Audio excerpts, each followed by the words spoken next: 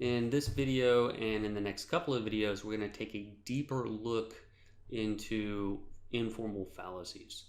In this video, we're going to look at fallacies of relevance in particular, and we give these fallacies the name fallacies of relevance because the mode of argumentation, the mode of argumentation either for or against a position is irrelevant to whether that position is true or false. Or alternatively, it misses the point of the premises that are being offered. So this, in fact, this latter way, this missing the point, is what's taking place in this cartoon. So we have a doctor saying, you've got a rare condition called good health. Frankly, we're not sure how to treat it.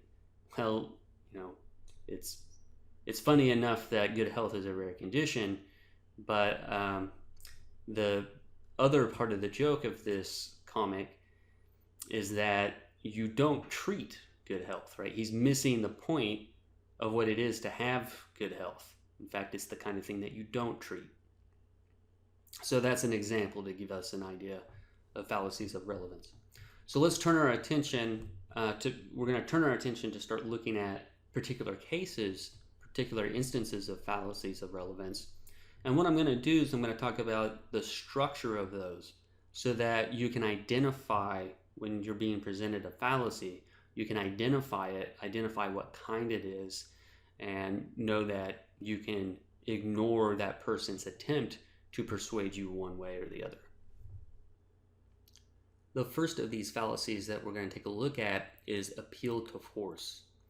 And as that name suggests, the person committing this fallacy is going to be using some sort of threat, physical or psychological, to get you to accept a position.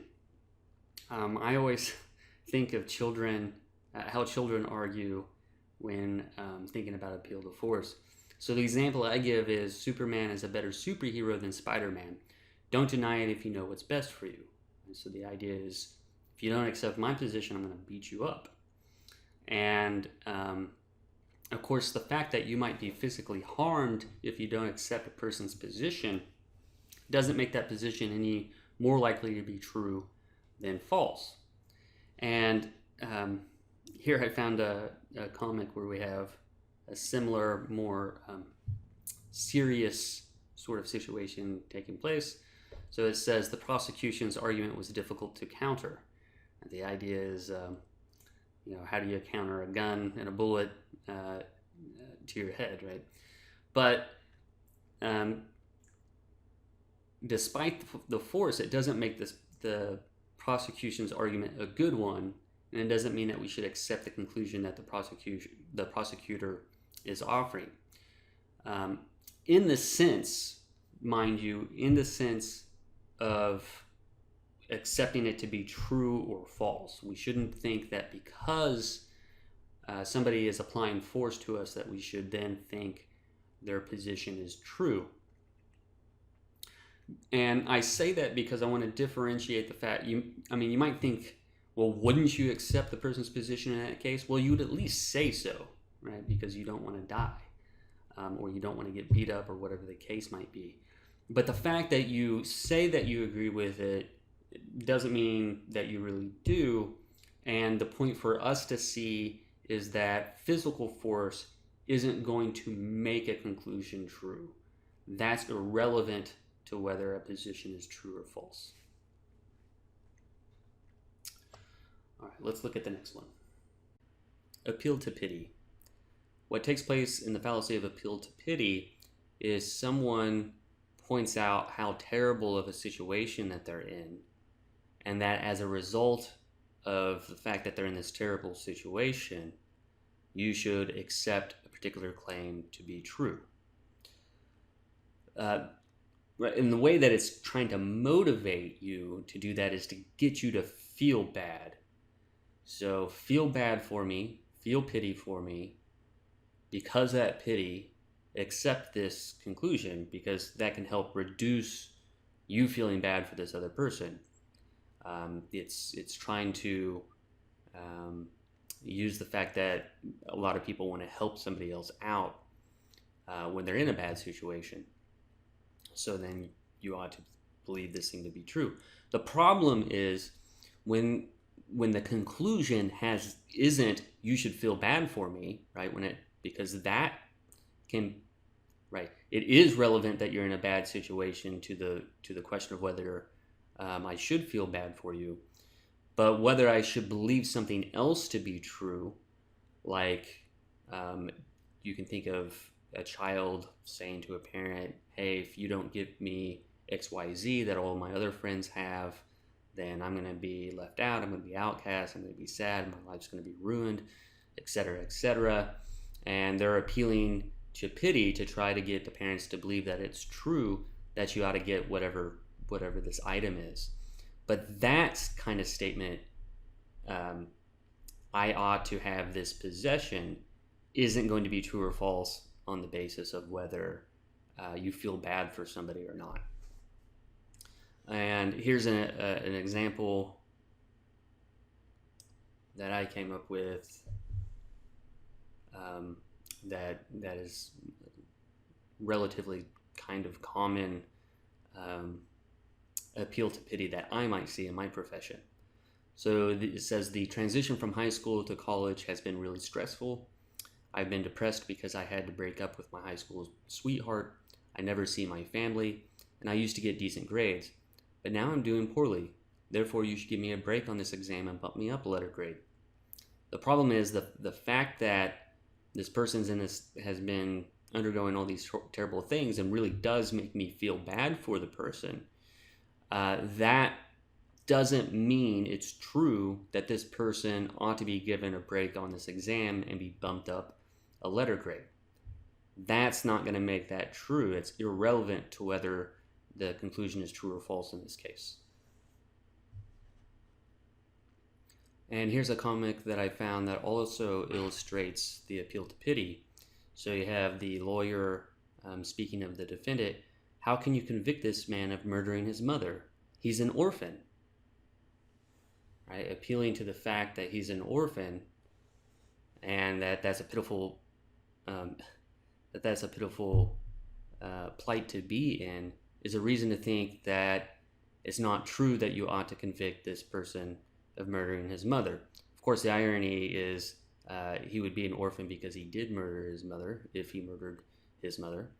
But also, the fact that he's in a pitiful position doesn't have much to do with whether it's true or false that he unlawfully killed his mother, and it's that unlawful or immoral or wrongful killing of somebody that should decide, inform us whether we ought to convict this person or not.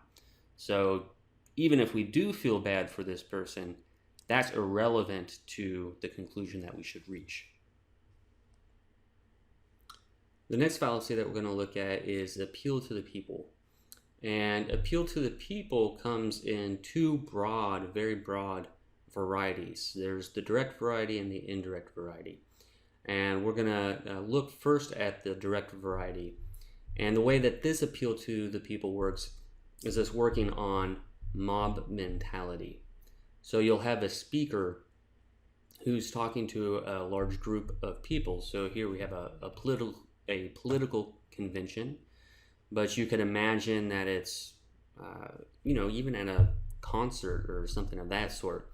And when you get these big groups of people together, and for instance, especially at political conventions or at a concert, you can get people in a very heightened emotional state. Feelings of belonging with the people who are also in that group. In the case of political conventions, patriotism, allegiance to a particular party instead of ideals, and things of that sort.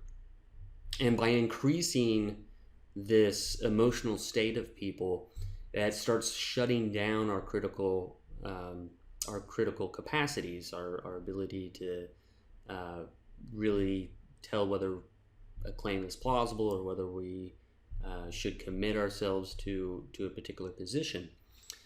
So you can imagine in political conventions that people go up, a person goes up on the stage, is giving a speech, this rousing speech, and everybody's going crazy, for this speech because of the atmosphere. And the person starts rattling off various claims, and the people that are there are more likely to accept them because of the emotional state that they're in, because they're not going to critically evaluate the claims that they're being offered. So in the case of political conventions, it's probably certain policy positions or certain ideals or what have you, right? So the example that I have relating to political conventions, you can imagine somebody saying in a speech, "We must take our country back from those socialists who would steal it away. We must fight the lies spread by the mass media. With a vote for me, you can raise your voice and be a warrior for freedom. We have to win." Right? And the idea is you should vote for me. Why should you vote for me? Because all these things that are going to get a particular crowd up and very animated and emotional. So here's another cartoon that I think helps illustrate what's going on with appeal to the people. So we've got a wolf in sheep's clothing, right? He's the person that's going to be trying to pull the fast one on you, committing the fallacy. And then once we get into these big groups, because of the emotional state, we'll end up accepting these claims, even when we haven't been really given an argument for it, or at least not a very good argument.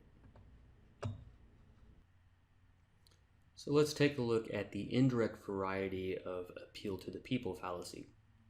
And there's 3 strains of it. The first one is the bandwagon, or everybody else is doing it.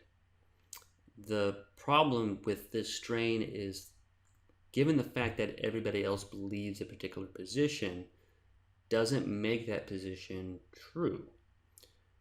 So the majority of people once thought that the world was flat, but it was still round even though the majority of people thought that the world was flat. It didn't make the world round. So the fact that the majority or everybody else is doing it doesn't make the position true. So up here we have the Elvis poster where it says 50 million Elvis fans can't be wrong. Well, yes, they can. They can be wrong. All right, the next one is you'll be liked. So it's a fact about human beings that most of us want to be liked by other human beings. And that can be used to get us to accept something to be true. Hey, except if you adopt this position, other people are going to like you. I guess there's flat earthers out there who actually do believe that the earth is flat, and presumably they're going to like you more or have a better chance of liking you if you also believe that the earth is flat. So somebody could use that to get you to try to adopt this position. Hey, you can get in with this group of people if you end up believing that the earth is flat. But that doesn't make the earth any more likely to be flat or round, right? It's irrelevant to the truth of whether the earth is flat. And then the last strain is you'll be elite. So it's an appeal to snobbery. So another aspect of human beings, at least many human beings, is we enjoy feeling superior to other people. And insofar as that's true, that can be used to get us to accept particular positions as well. So in the example I have here, this advertisement for salt, it says those who desire the best of everything invariably ask for Cerritos salt, right? You're superior, you should want the best. Therefore, you ought to buy Cerritos salt. But really you should buy Cerritos salt on the basis of whether it tastes good or doesn't taste good. All right, and the example that I cooked up was everybody loves Katy Perry. She wears Chanel perfume. You should buy Chanel perfume so people like you too. Right, so this is appealing to the fact that you want other people to like you. You realize that other people like Katy Perry, so if you can be more like Katy Perry, then other people, I guess the idea is you can expect other people to like you then, so you ought to buy Chanel perfume. Before turning to the next fallacy, let's talk about why one of the varieties of the appeal to the people fallacy is called direct and why the other one is called indirect. So let's start with the direct fallacy, the direct variety, that is.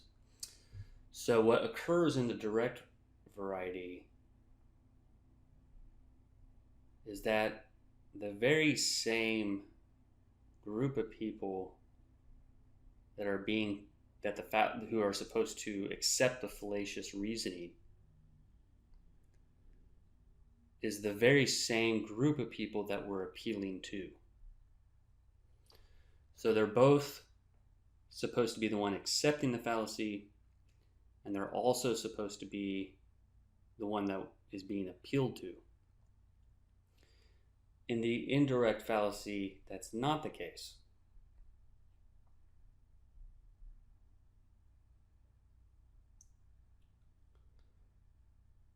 The person, or could be a group, but the person who's supposed to accept the fallacy is not the same as the group that we're appealing to.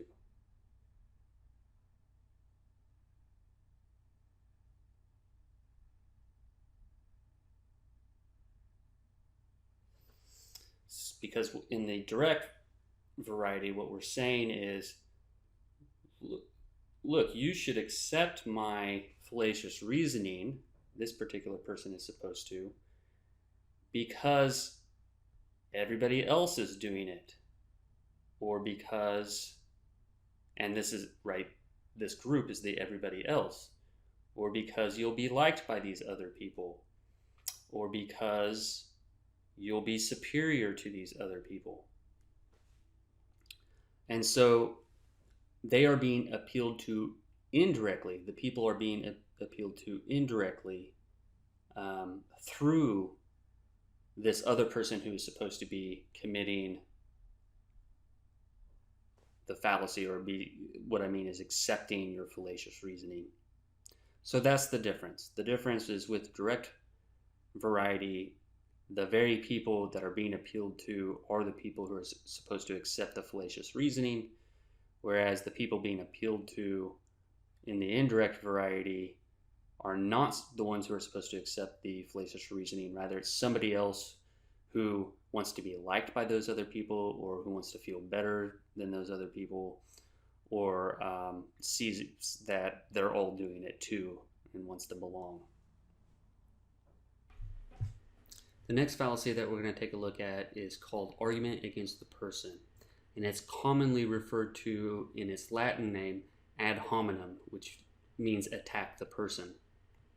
And there's going to be three kinds that we're going to look at. There's the abusive kind, there is the circumstantial kind, and what's called tu quoque. Before engaging in those, let's look at what common features all of these have. Why do they all belong to argument against the person? So in each of these, we'll have at least two people that are involved.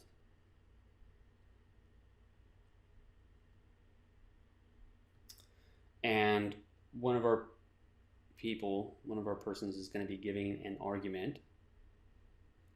And notice that it's important that the person is given an argument, not merely asserting something to be the case.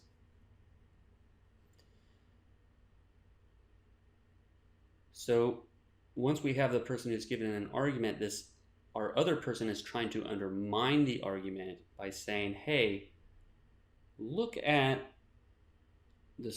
the kinds of features that obtain to the person giving the argument. Maybe this person is a ex-convict. Maybe this person is a hypocrite. Maybe this person stands to profit if we accept this person's conclusion. So look at these features. Because of these facts about this person, we can disregard this argument because going to be a bad argument. It's a non-truth preserving argument. It doesn't preserve the truth. The problem with this strategy of appealing to the person, to the things surrounding the person by attacking this person and thereby using that to attack the argument, is that the goodness of an argument, whether it preserves truth or not, has nothing to do with the person who's giving the argument.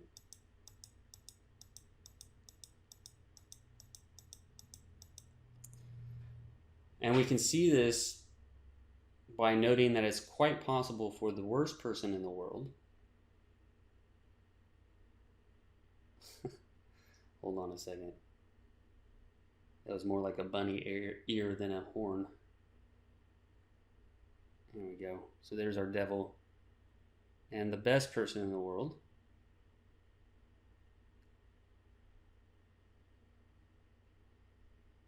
can at the very same time give the very same argument. Or different times. And so notice that that argument is going to be good or bad.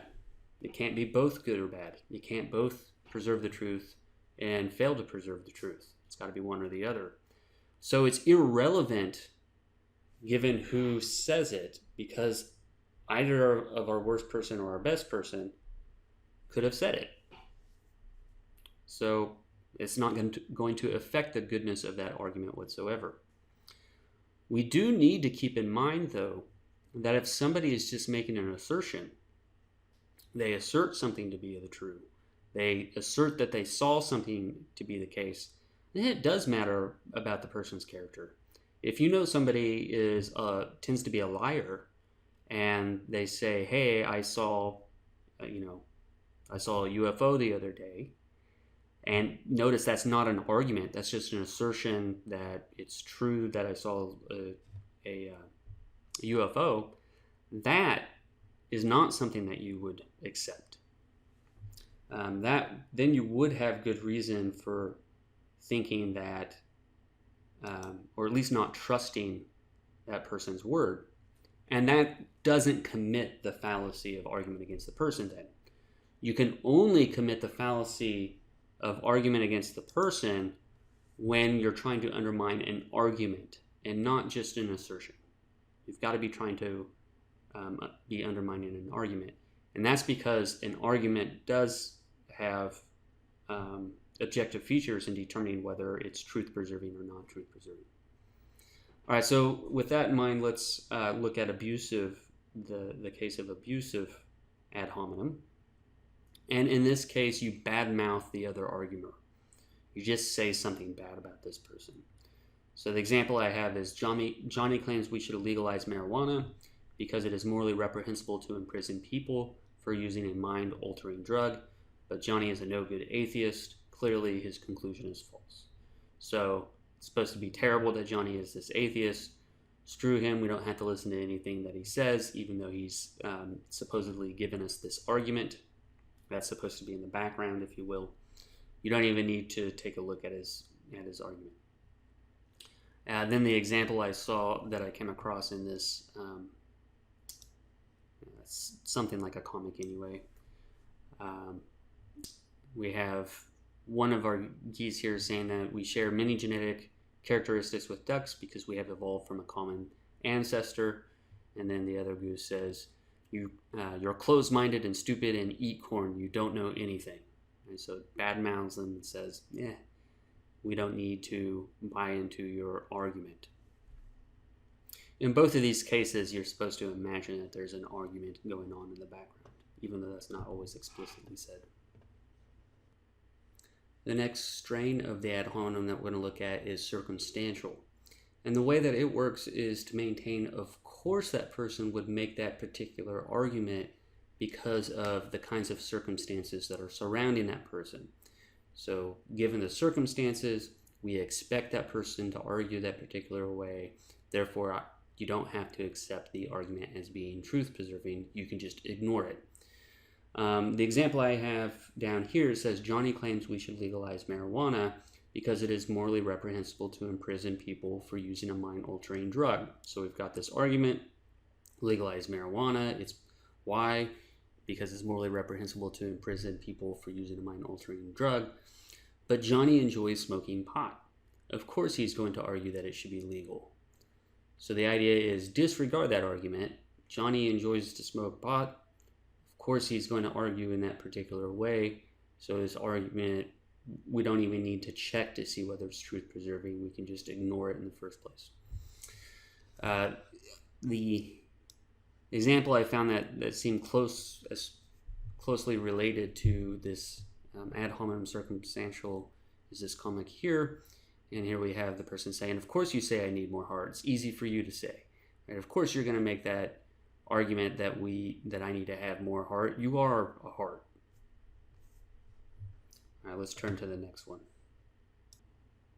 The next strain of the ad hominem fallacy that we're going to look at is tu quo que. And what it maintains is we can disregard the argument that somebody has given because that person is a hypocrite in some facet. Right? You do it too, therefore I get to do it as well. And the example that I have here, we have Johnny again making this argument that we should legalize marijuana because it's morally reprehensible to imprison people for using a mind-altering drug.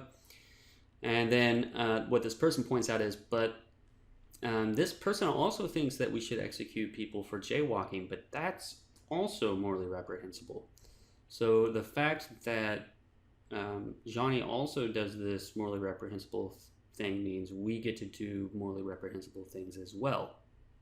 But of course, regardless of people doing morally bad things, doesn't mean that we get to, that it's okay for us then to do morally bad things. No, it's morally wrong.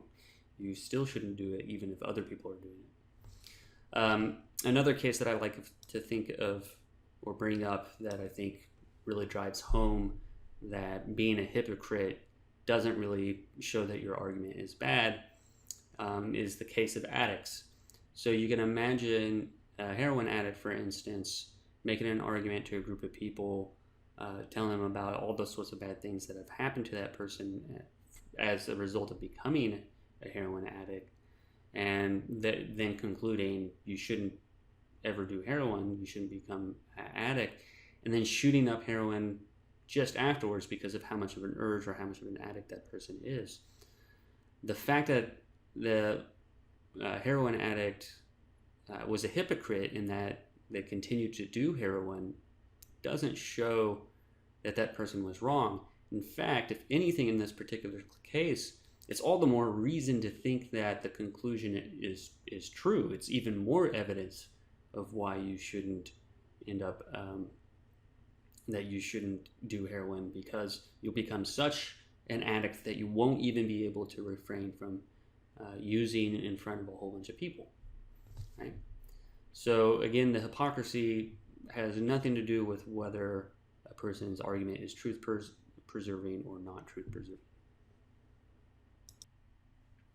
The next fallacy that we're looking at is called accident.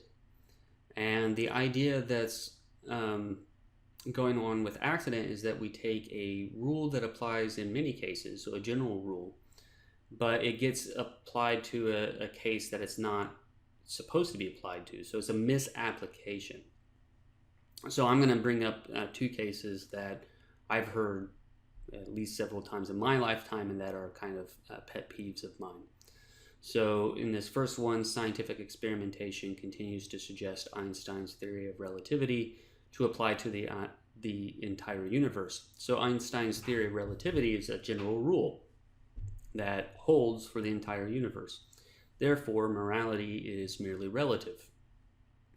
The problem is, in this case, we're applying a rule about natural laws, governing time, space, and other things of that sort.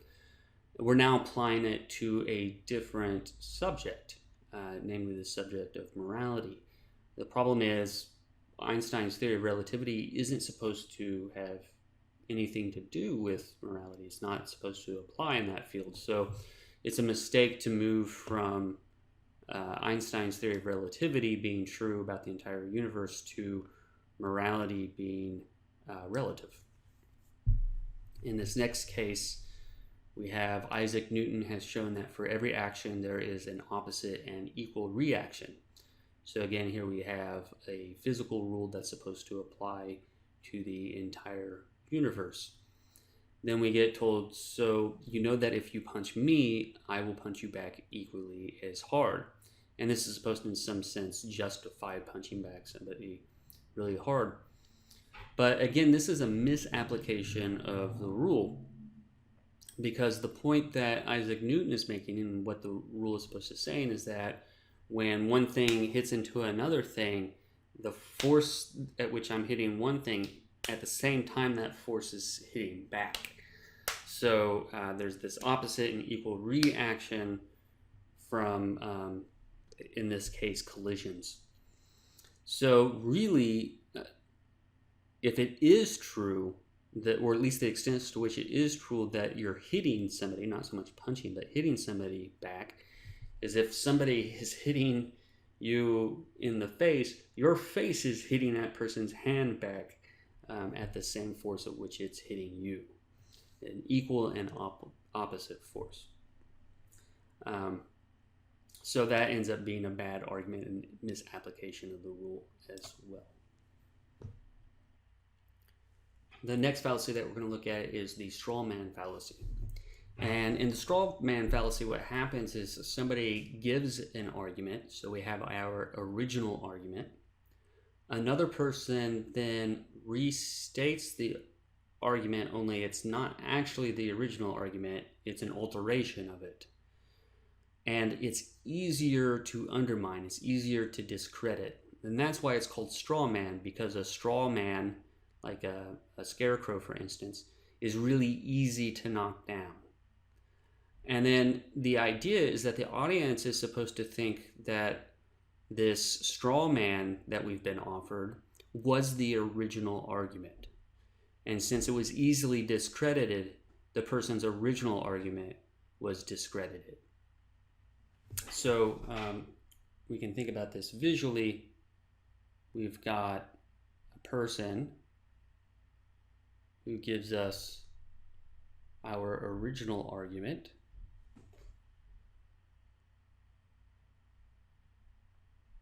Then later we have a person who is maintaining,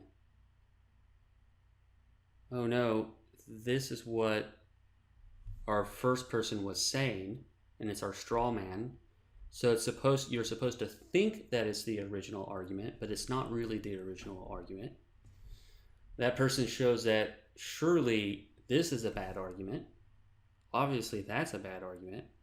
And the people who are watching are supposed to think that what has been undermined was the original argument.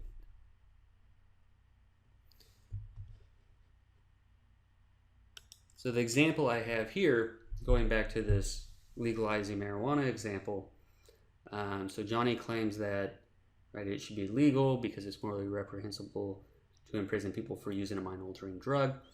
And then now imagine this other person comes in and says, well, look, apparently what Johnny wants us to do is to put bongs up to the mouths of babies and light it up and make these babies take a riff off of it.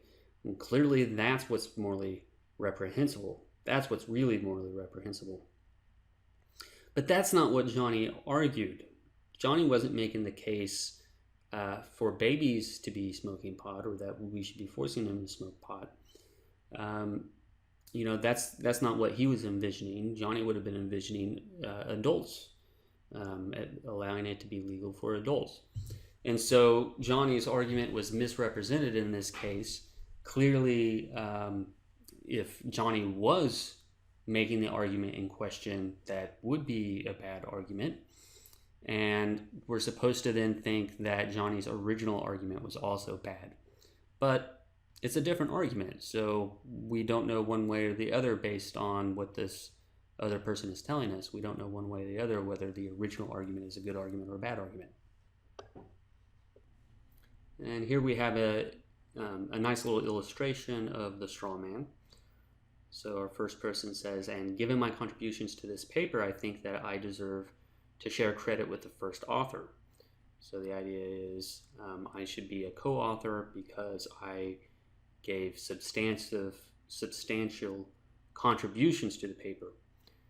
And notice this next person, instead of tackling the argument, suggests that the argument is different, that the conclusion is I deserve fame, or it's a good thing to be famous.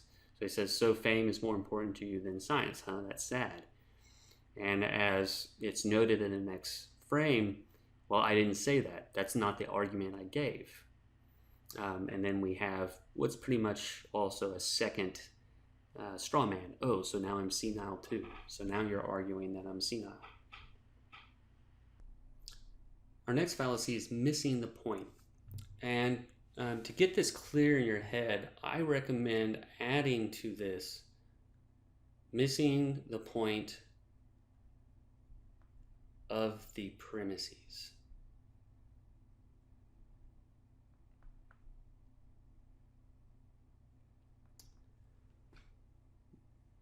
Because the point that you're missing is that the premises actually suggest a different conclusion than what the person draws from it. So the person draws the wrong conclusion from the premises. So let's take a look at this example. It says, for the sake of equal opportunity, we need the quality of public education to be consistent across the country. We should identify those schools that lag behind so we can identify the root problems and solve them. Therefore, we must stop all this standardized testing so teachers can get back to doing their real jobs and not teaching to the test. So our conclusion is that we should stop the standardized testing, let teachers do their real job, whatever the real job is, and not teach to the test. But if we think about what our premises are saying, they're saying that we need to make sure things are consistent and that we can identify schools that are lagging behind.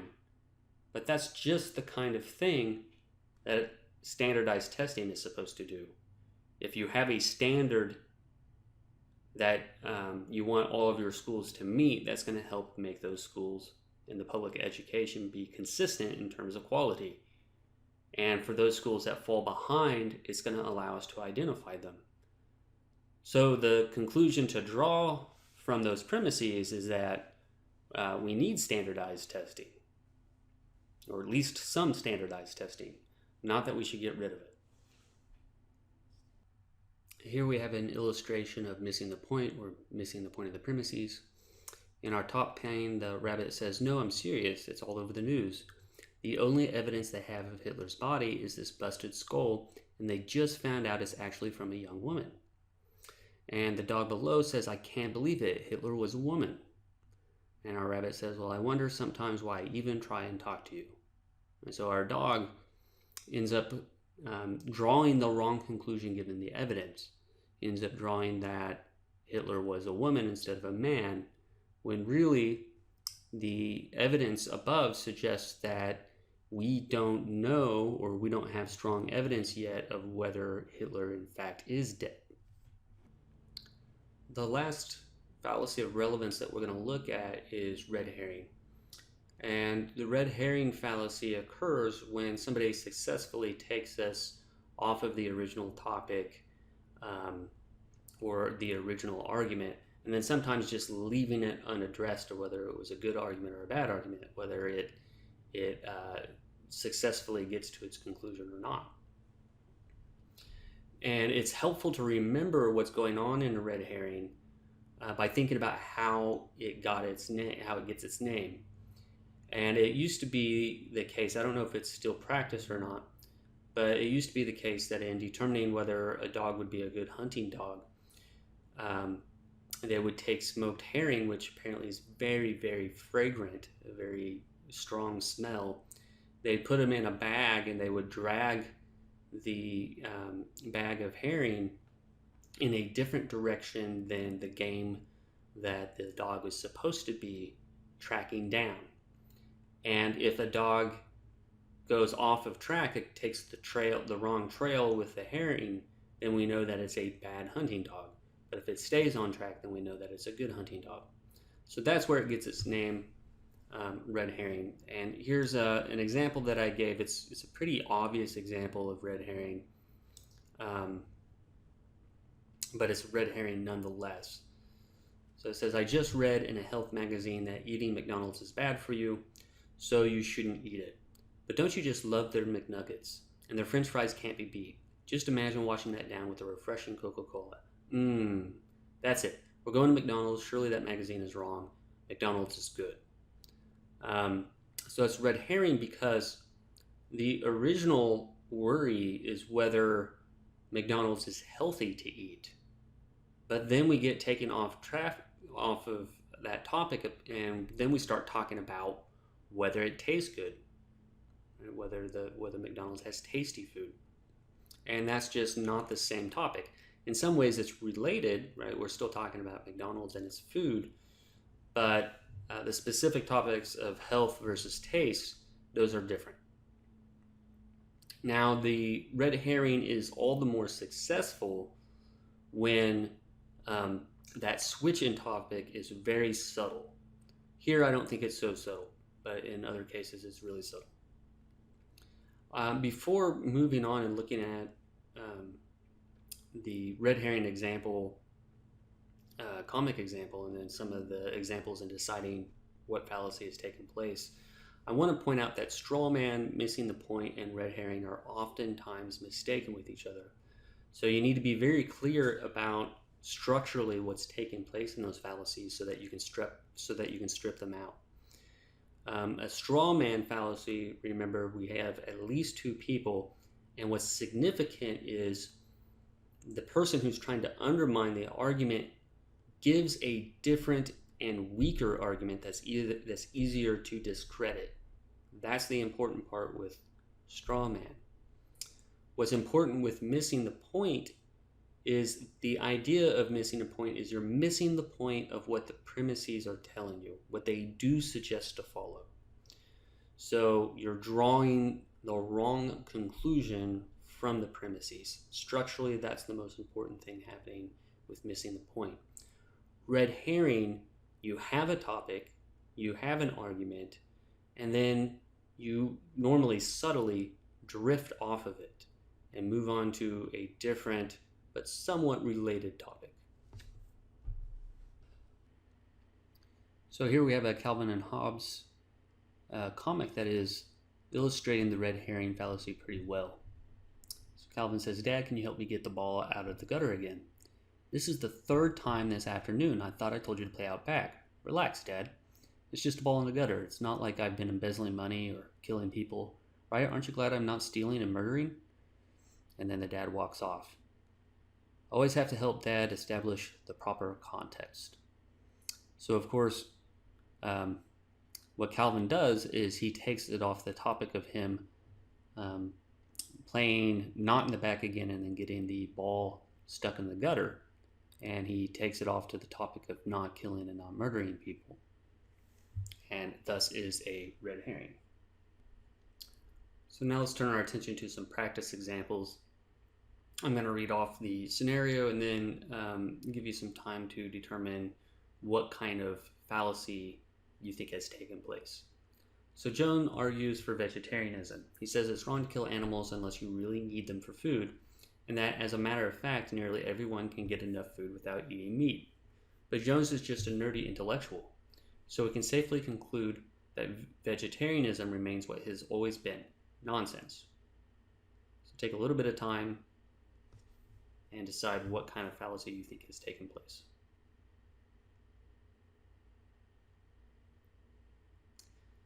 If you thought that this was an argument against the person or ad hominem, correct. And if you further said that it's an ad hominem abusive, good. You do need to know which strain of ad hominem that we have here. And it's an ad hominem abusive because Jones is giving us an argument And he's given us an argument that it's wrong to eat meat if we don't need it for food, and that we, in fact, don't need meat. We'll have sufficient food without meat. And the way that this person tries to undermine this argument is by attacking Jones personally, by pointing out that he's a nerdy intellectual. But of course, the fact that Jones is a nerdy intellectual has nothing to do with whether his argument is truth-preserving or not. So it doesn't have anything to do with whether the argument's a good argument or a bad argument. Up above, we have another example, another scenario. So it says, Susan advocates the legalization of cocaine, but I cannot agree with any position based on the assumption that cocaine is good for you. So take some time and decide what kind of fallacy of relevance you think is taking place here.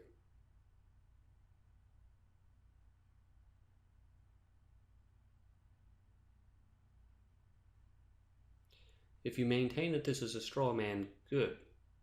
So in the background, it's not made explicit here, but in the background, Susan would have given an argument for the legalization of cocaine. And we're told that it relies on the assumption that cocaine is good for you, but that's very unlikely, right? The argument that Susan has given probably doesn't start with the premise or use as a premise that cocaine is good for you. And so we're being offered a different argument than one that Susan gives us, and one that is much easier to knock down because surely cocaine is not good for us. But that isn't going to tell us whether the original argument was a good argument or a bad argument. Now let's look at this scenario at the bottom. So it says, lately there has been a lot of negative criticism of our policy on dental benefits. Let me tell you something, people. If you want to keep working here, you need to know that our policy is fair and reasonable. I won't have anybody working here who doesn't know this. So take some time and determine which of the fallacies is being used here, which one's taking place.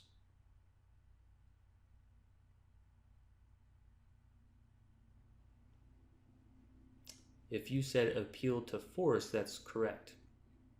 So we're supposed to accept that it's true that the policy in question is fair, and the threat isn't, in this case, physical. Instead, it's financial. It's a financial threat, or which probably falls under a psychological threat of sorts.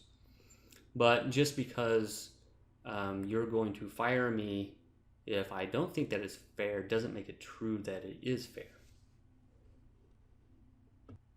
And here we're going to look at our last scenario, our last example. So it says, your friend Margie says that Taster's Choice coffee tastes better than Folgers. Apparently she's ignoring the fact that Taster's Choice is made by Nestle, and Nestle is the company that manufactured that terrible baby formula for third world countries. Thousands of babies died when the dry milk formula was mixed with contaminated water. Obviously your friend was mistaken. So take some time and determine what kind of fallacy you think is taking place here.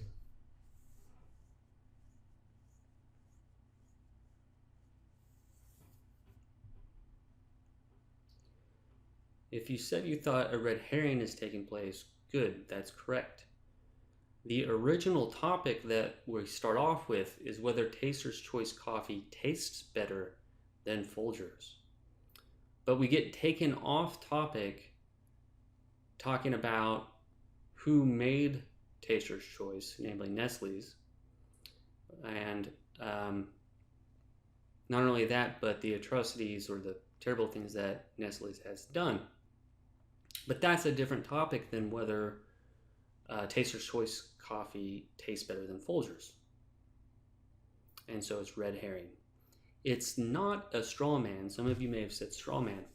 It's not a straw man because we didn't take somebody else's argument and then modify it or change it to an argument that's easier to knock down. Instead, we changed topics.